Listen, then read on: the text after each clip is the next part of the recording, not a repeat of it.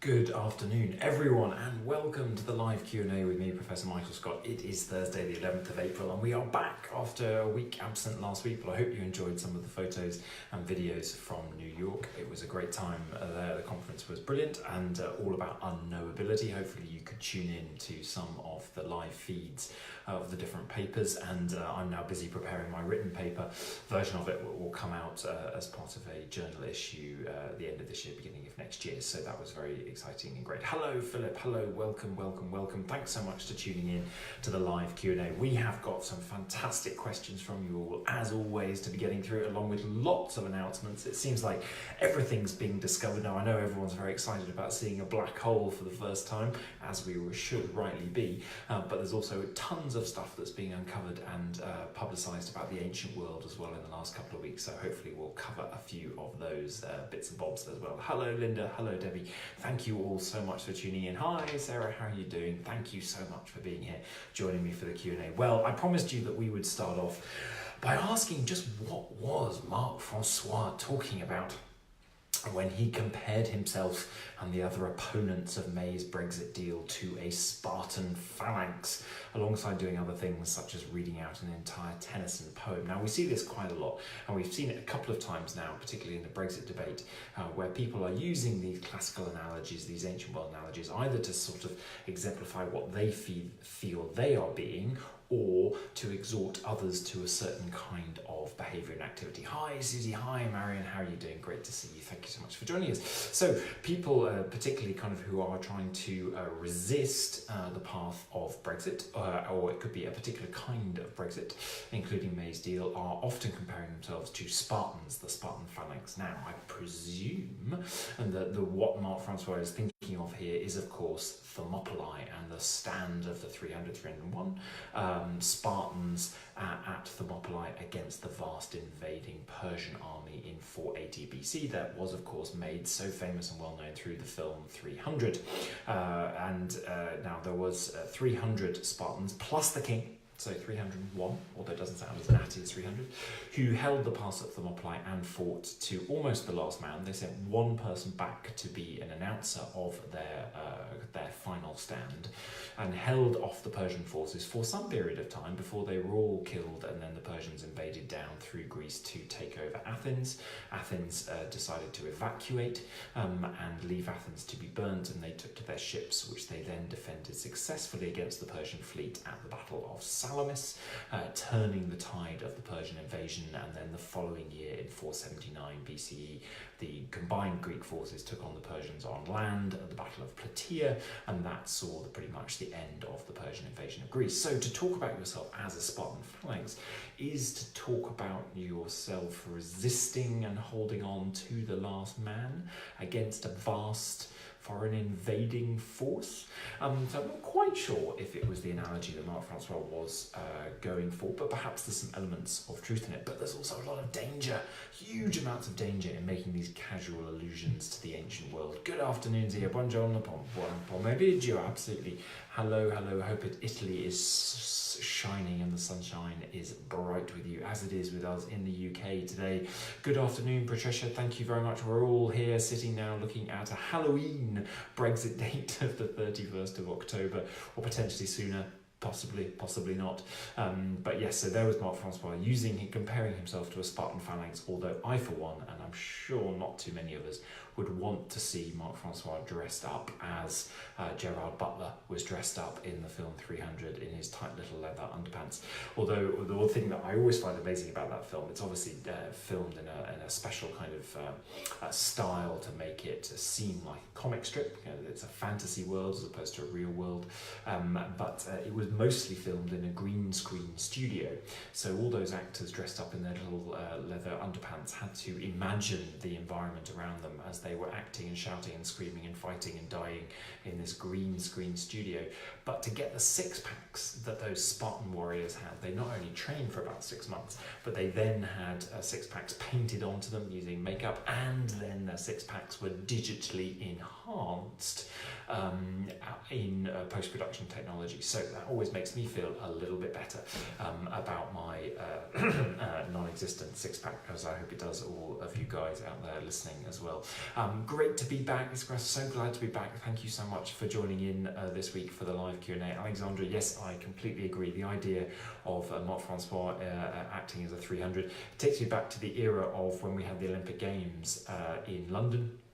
And Boris Johnson at the time, as Mayor of London, Boris, was suggesting that we might, in the spirit of the ancient Olympics, have a proper ancient Greek Olympic running race, and that means naked.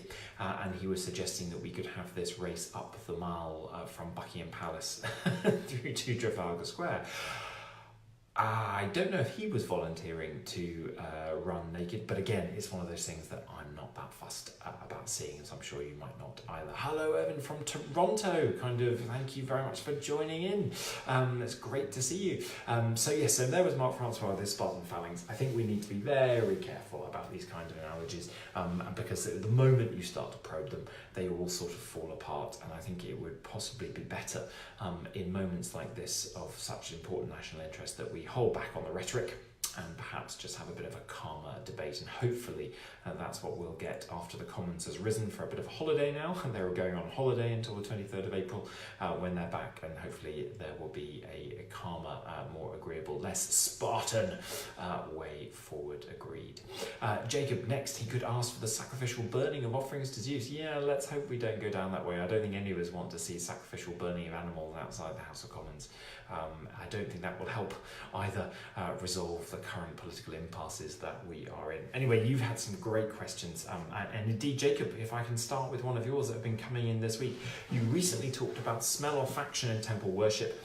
Have you compared that with Hebrew sacrifice traditions? Is there a link in understanding how to please the gods? Really interesting question, going back to thinking about how we get around in sacred spaces, thinking about the ancient world, the ancient Greeks and Romans, and how I'm particularly interested at the moment in thinking about how sight, sound and smells affected the kind of ritual experience you had while engaging with the gods. And I think, Jacob, you're absolutely right. There must be tons of overlap with different religious traditions from different eras and places and parts of the world. I haven't done any specific research into overlapping with the Hebrew traditions, sacrifice traditions, but I think what makes smell quite so interesting is that what the science of smell studies have proven is that on one hand, smell is incredibly complicated, possibly one of the most complicated senses to understand, because on the one hand, we have so many different smell receptors, so it's actually very difficult to map how we smell things. We also have what we call smell habituation, so our brain kind of gets used to smells that we are smelling after a certain period of time and sort of switches off our ability to smell them. We also have smell fatigue, so again, after about 20 minutes or so, kind of our brain goes, nah, I'm not so worried about smelling that, or I can't kind of be bothered to smell that any longer. So you lose the ability to smell particular smells the longer that you are in a place, and the more often that you are in a place. But equally, smells are more deeply connected. I find this fascinating. Smells are more deeply connected to emotion and to memory than any of our other senses. Hello, Patricia, how are you doing? So there is a sense that smells drive deeper into our psyche more quickly than anything that we see or hear does, and particularly in terms of giving us an emotional response, but also in terms of then lodging in our memories for future times. And I think we can all understand this, can't we? That we go in a place where we smell a smell and suddenly it just instantaneously transports us back years to our childhood even, in a way that a sound, possibly a piece of music, but a sound or a sight won't do. So I think that then in turn makes smell an incredibly individual sense, because we all have different memories, we all have different smells associated with different memories, and as a result we are very quickly and strongly transported emotionally to a very individual place, each of us, even if we are smelling the same smell. So I think in that sense, kind of studying smellscapes, as they're increasingly being called, within reference to the ancient world more generally, and particularly to ancient religion, and indeed to the religion of other cultures, is a really, really important one. I mean, one of the things, for instance, an example I find very interesting is at the sanctuary of Eleusis in Greece, the sanctuary of Demeter at Eleusis, where there was the Eleusinian mysteries. So these were it was a mystery cult, a very famous mystery cult in the ancient Greek and indeed Roman world, but at the same time it was a public cult of ancient Athens. So every year something like 3,000 people would troop from the centre of Athens to Eleusis to take part and be initiated into this mystery cult. The clothes that you wore at the initiation, which happened over several days and at night, and there was lots of burning torches and smoke and kind of etc. Those clothes would then often be donated to families with newborn children because they were considered to be very lucky to wrap small babies in.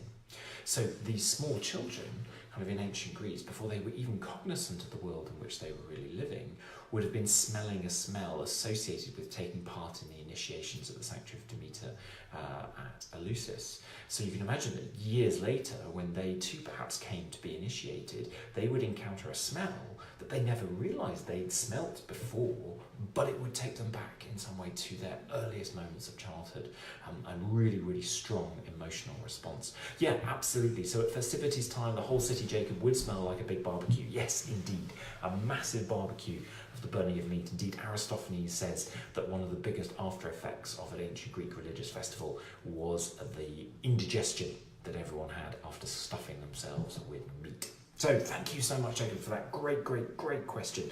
And we'll move on to Chantal Briand. Thank you very much indeed. You say you've got a bit of a weird question, but it's not a weird question at all, Chantal. You're asking about whether periods of history can conveniently be lost through time. Now you're referring to kind of Richard III, but also the King of Ireland, and the Red Queen. Seems to be a massive part not spoken about in the general population, and you are absolutely right that the way we study history inevitably leads to spotlights on particular periods and thus, as a result, darkness on other periods. Now, partly this is inevitable in some ways because we can't study everything that's happened everywhere. History is inevitably kind of, people could say history is his story, making a point about it's often written by men, or has been up to the last 50, 60 years, but it is equally his story, or it's just a person's story, a chosen set of points that they've decided to either focus on or link together. So there's an inevitable sense, active, proactive choice in the study of history, but equally those choices are influenced by all sorts of things to do with the wider society. And so one of the things that fascinates me in terms of ancient global history, for instance, is that dial back to the era of Sir Walter Raleigh. And he was sitting in the Tower of London when he was in prison, and he was writing a global history of the world. He called it a history of the world. He got through 2 volumes, which were then later published before he died. But those 2 volumes were absolute bestseller, right? And you get dial forward to the Civil War, and you've got Cromwell kind of advising his son to be reading this material because it's really, really important to have the big picture. Right? This was a history of the world designed to kind of try and give the big picture, not of any one place or time, but a big picture. But come the advent of the nation state and the development of borders and nations and smaller kind of areas of focus, history was really retasked, and the idea of global history was conveniently forgotten.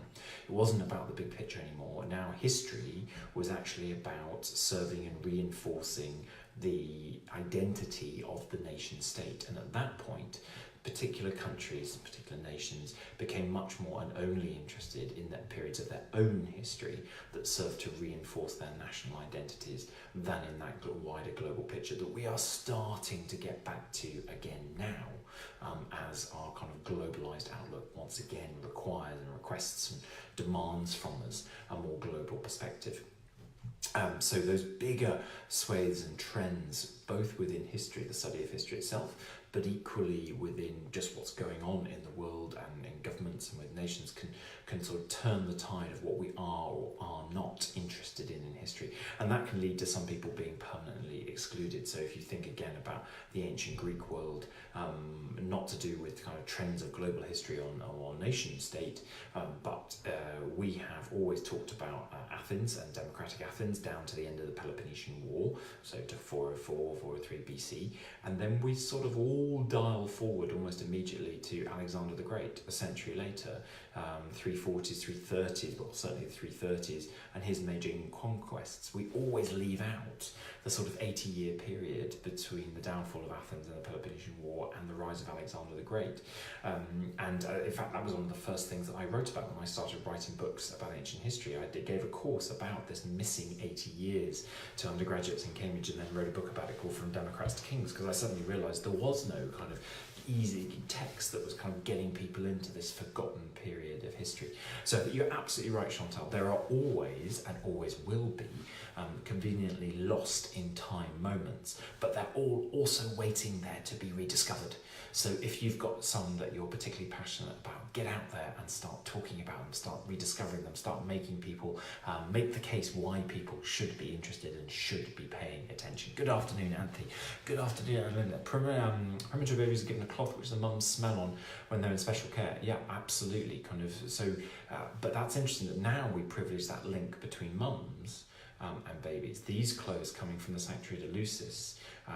There would have been some women actually going through the process of being initiated. It was unusually a cult that was open to both women and men, but the majority of these clothes would have been worn by men, and not necessarily men connected to these babies in any way. So you might give these clothes to a friend's family, for instance, who have got a newborn baby at the time. So it really was a crossing between families and connections, giving those babies a smell which they wouldn't necessarily associate with any caregiver, but which was everyone felt to be very lucky and auspicious for the baby's future. So creating it, if you like, a wider network of smell network. Really, really interesting stuff for us to think about. So Chantal, you had one more question, which was how accurate do you think Homer's The Iliad actually is? Now, the Iliad, this is a tale of great myth. This is an epic that is supposed to be a story that has been embellished by generation after generation of professional rhapsode, professional storyteller. Now, we think that there is a kernel, kind of truth in it. You know, we found a Troy, a real city of Troy, that's on the coast of Turkey, and it looks like it was destroyed by fire around about the sort of time that this kind of battle would have taken place. And of course, it's part of a world which was real, the kind of Mycenaean world. But it is an event, if it did happen, that has been embellished and enlarged to take on an extraordinary role within Greek culture, to kind of amass all these ideas of heroism and what it takes to achieve immortal renown, kleos, human kind of earthly renown, timere, honour, as well as kind of provide a blueprint for how ancient Greek society was supposed to think and act.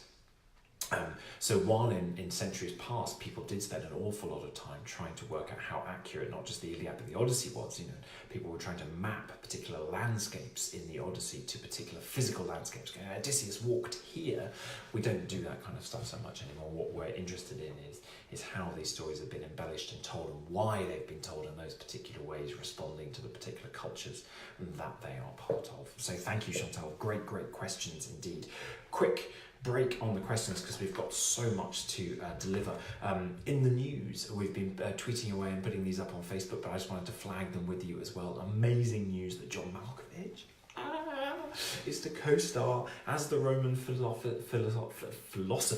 can't say the word now, philosopher Seneca, in a movie, a kind of English language feature project, Seneca on the Creation of Earthquakes, which is going to be a film coming up exploring Seneca's relationship with the infamous Emperor Nero. That's going to be absolutely epic, so we can't wait for that one to come to our screens.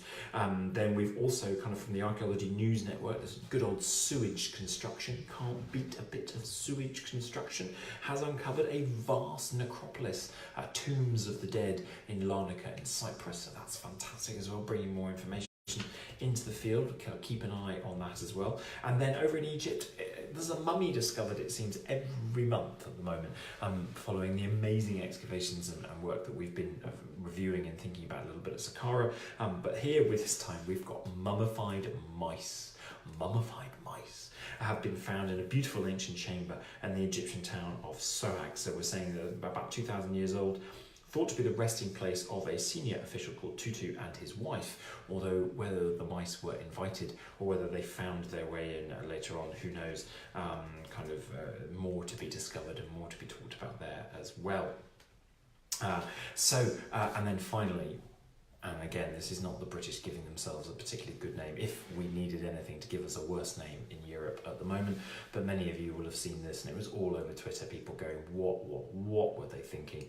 BBC News, Italy stops UK tourist from taking Pompeian mosaic tiles away with them after visiting the site.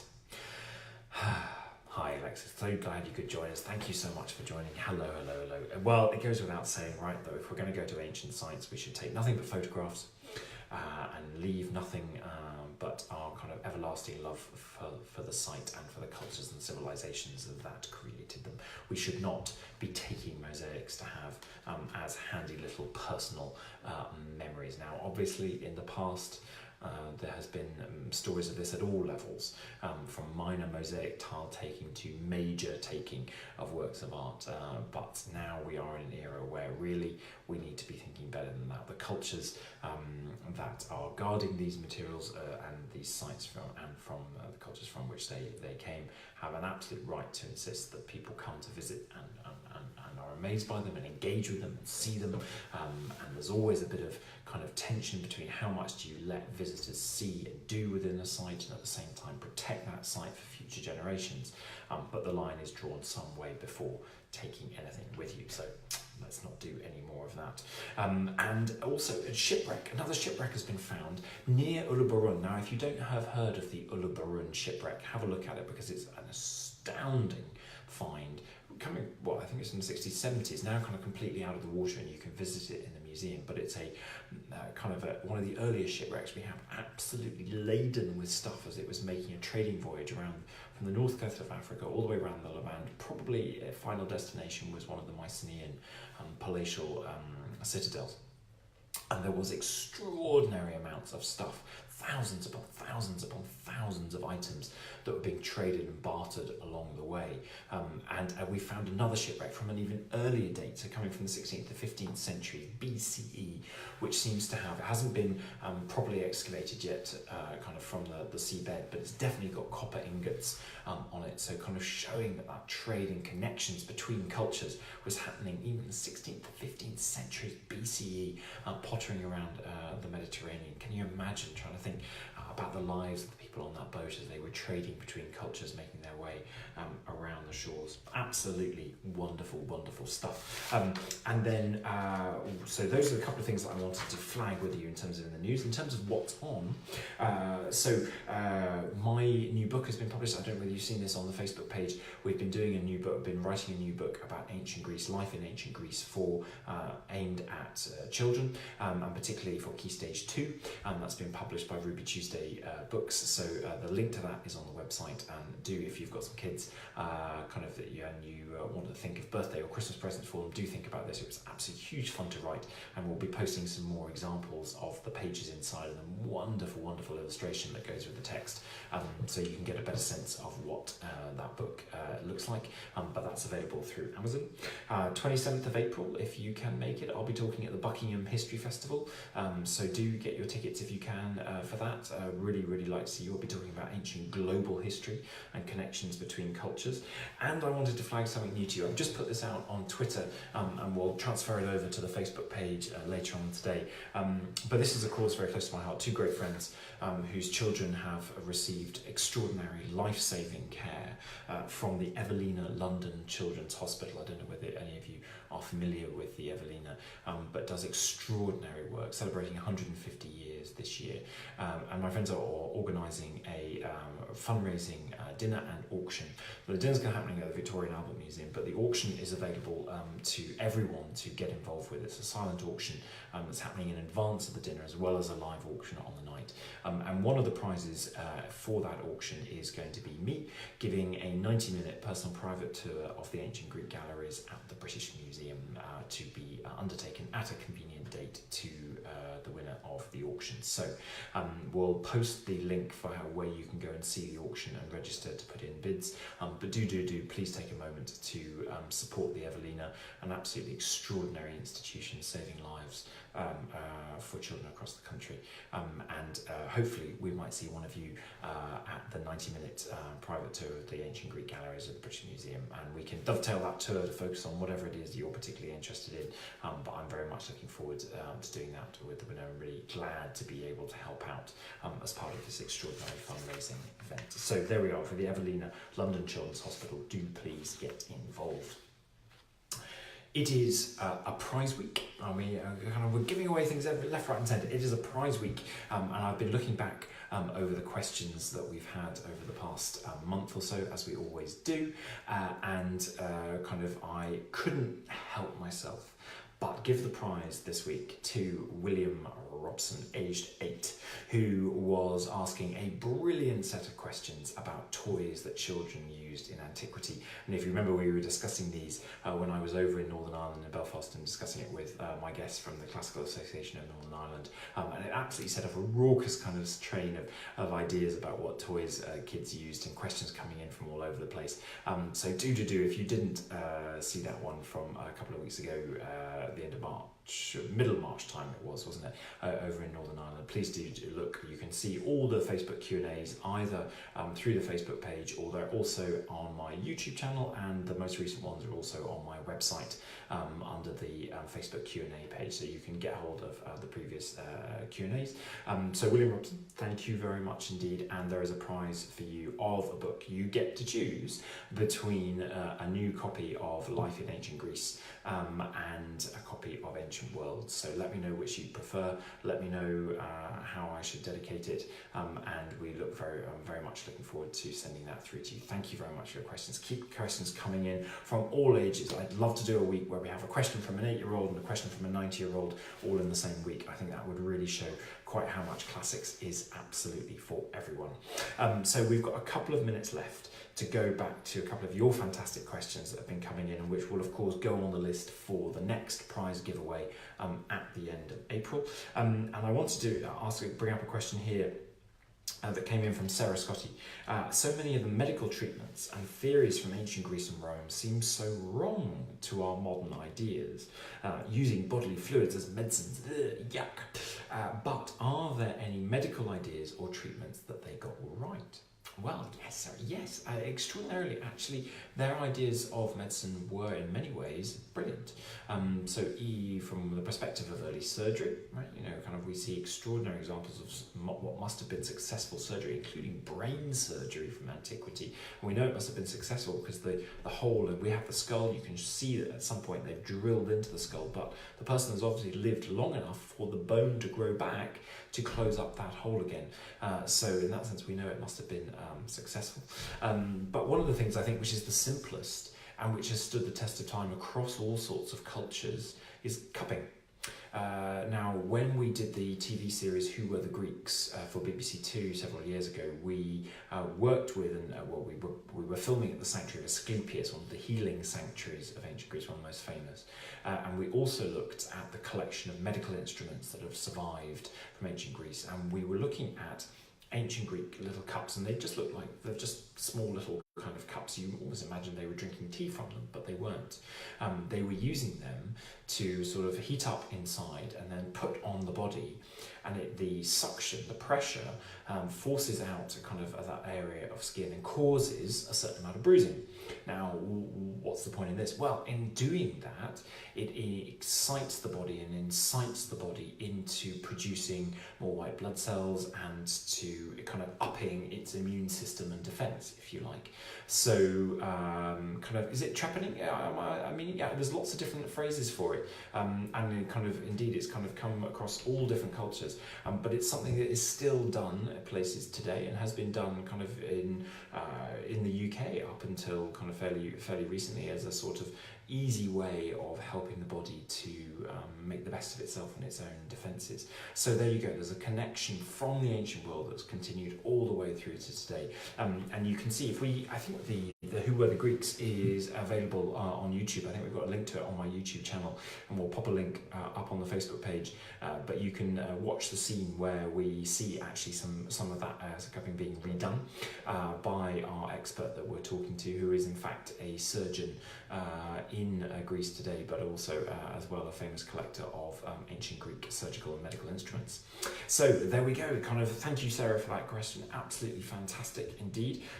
Tons more questions to get to, but I don't think. Oh, we've got a quick one we can get. Stella Kearns is taking a group back to Delphi in September, Thessaloniki and Athens. Could you please recommend a good book for a further insight into all three places? Well, Stella, for Delphi, I would suggest a book by a certain Michael Scott called Delphi's Centre of the Ancient World. I think you'll find it very, very informative. Particularly at the back of the book, there's actually a short tour guide that you can take with you on the site that shows you the key monuments, I think, that you should spend some time having a look at on the site. For Athens, I would recommend John Camp, Archaeology of Athens. I think that's still an absolutely fantastic book, published in the early 2000s, but absolutely brilliant. Thessaloniki is harder. There isn't such a good book that I could recommend. And if any of you have a book about Thessaloniki that you think really sums up the history and does it well, let me know. But that's a gap in the market that we need to start thinking about filling. Anyway, hopefully that's enough to get you going, get you started. Everyone, thank you so much. As always, it's a great pleasure. So many more questions than we had time to get to, but they will go on the list and we'll be back next week. And we are back next week, Thursday, the 18th of April, 4 o'clock UK time, as always. Hugely looking forward to seeing you there. And kind of in the meantime, have a wonderful rest of the week. All right, take care of yourselves. See you later.